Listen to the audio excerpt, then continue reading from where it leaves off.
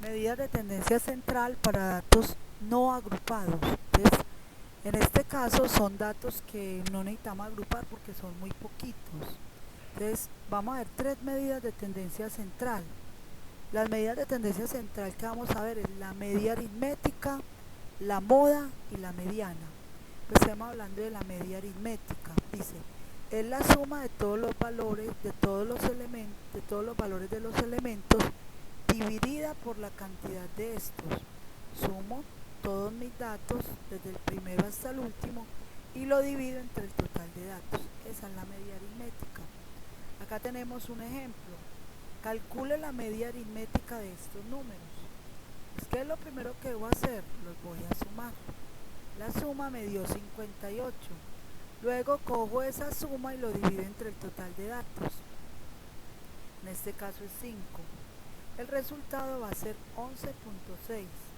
Por lo tanto, la media de los 5 números es 11.6. Note que la media resulta un número que está entre el rango de elementos. El 11.6 está entre el 10 y el 13. Siempre va a tener datos que sean mayores a él y datos que son menores. Pero no es lógico que la media nos dé por encima de 13 o por debajo de 10. Cuando eso ocurre es que algo pasó. Vamos a mirar qué es la moda.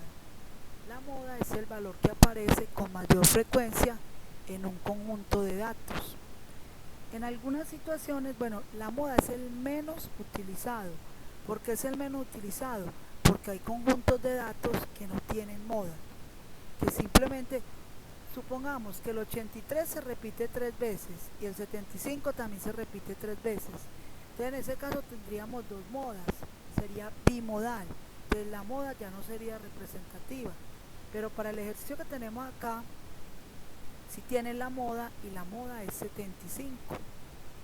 Entonces, ¿por qué es la que tiene mayor frecuencia? Esa es la menos utilizada. Vamos a hablar de la mediana. La mediana es aquel valor que se encuentra en la mitad de una población cuyos valores están organizados en la magnitud. Entonces, la mediana, fíjense bien acá, debemos tener claro algo. Cuando mi conjunto de datos corresponde n es par o n es impar. Pueden pasar estas dos situaciones. Acá tengo un conjunto de datos que son 11. En este caso, n es impar. Cuando eso ocurre, calcular la mediana es muy fácil. ¿Qué debemos hacer? Lo primero que debemos hacer es organizarlos de menor a mayor.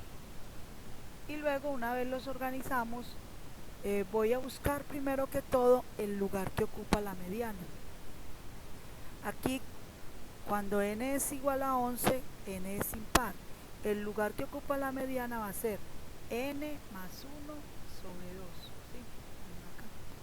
Si hacemos esa operación nos da 6. Entonces, ¿qué quiere decir eso? Que el lugar de la mediana es el dato que esté ubicado en la posición número 6. Entonces vengo a mi conjunto de datos y voy a contar 1, 2, 3, 4, 5, 6.